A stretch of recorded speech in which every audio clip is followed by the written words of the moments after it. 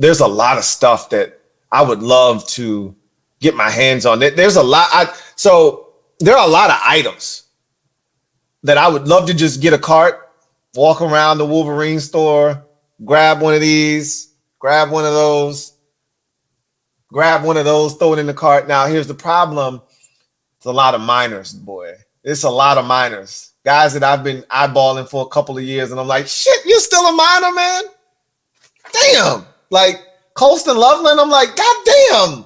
You ain't old enough yet? You still a minor?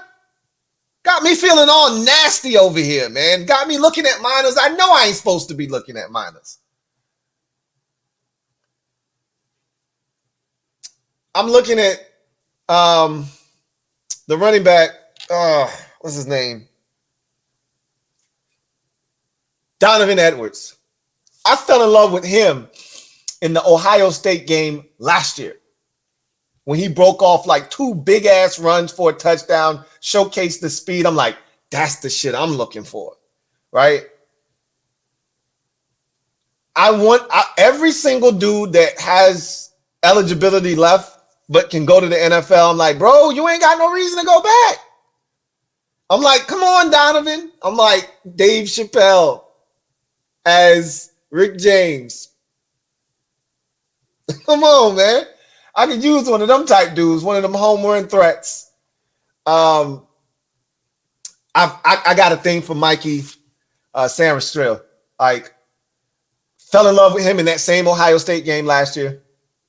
And, you know, that's when I learned the story. Initially was a wide receiver, made the transition over the corner. Then he was a safety, and he's a hell of a slot. Like, he is exactly what I'm looking for. Like, if you told me I had one option of all the Michigan players that I could take, give me Mikey Sammerstrill. Give me him. That's the one I'm looking for. That's the guy. That's the Mike Hilton, right? That's the Kenny Moore, right? That's the quintessential NFL slot right there. Give me him. He was fantastic tonight. Excellent. They had the one blown coverage where he looked like he was trying to communicate to the guy outside and the ball got snapped before he could get on the same page with him, and Odunze ran right by him, but he was in lockstep against the slot receiver that's really good for Washington pretty much the entire night in his hip pocket. He's a leader on that team. He's a short tackler, ball skills, because he's ex-receiver. Like everything you could want in a nickel, Mike Sammerstrill is literally that. Tizzy Bang, thank you for being a member for 27 months. Who writes, been mocking Donovan Edwards and Mike Sammerstrill to us since about week 10. Probably can't get them late in the draft anymore. You weren't going to get them late in the draft anyway. You weren't going to get them late in the draft anyway, especially Sammerstrill. Now, Donovan Edwards had a down year. So without this Natty, you might have been able to hide him to the 4th round or so. But he was going to run fast at the combine. He was going to shine a light. And then all you was going to have to do was go back to that Ohio State game from 2022. And somebody was going to take him in the 3rd round, you know. And I still think he's a 3rd round pick when it's all said and done. My question is, can he catch? I don't know if he can catch the football or not. Does he have natural hands? But he can run. That's for sure. I think Mikey might have messed around and made himself an early 2nd round pick, an early day 2 pick. I don't know if he's going to – I don't think he can sneak into the 1st. Because, you know, this is what everybody do this time of the year. It's about to be 70 dudes going in the 1st round. You know how I don't do that. I don't like to play those games. He's a 2nd round pick. He's a 2nd round, an early 2nd round pick. Where did Elijah Molden go from Washington, from UW to the Titans? What pick was he? Somebody look that up. I think he was a 2nd round pick. That's my guess. Probably a mid to late 2nd. Sammerstrill is better than him. So I'm thinking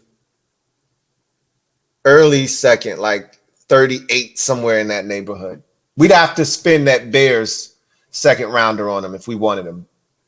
But if he was still there, which I think he could be still there. When you talk about the elites, this is the platform that they're looking for, and this is the platform that they shine on.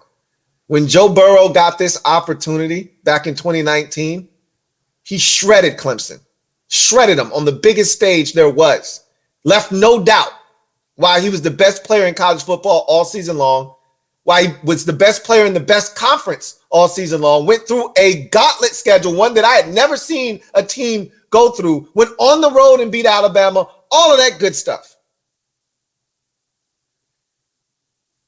And then put an exclamation point at the end with the national championship game against Clemson. Took A.J. Terrell and put his ass in the blender, right? That's what you do when you're that guy, when you're him. Penix had an opportunity. Penix Jr. had an opportunity, not necessarily to put himself on that stage, on that platform, but he had a chance to announce himself as, hey, I'm legit. When you mention the top three, slide my name right on in there with them. You can put me at the back if you like.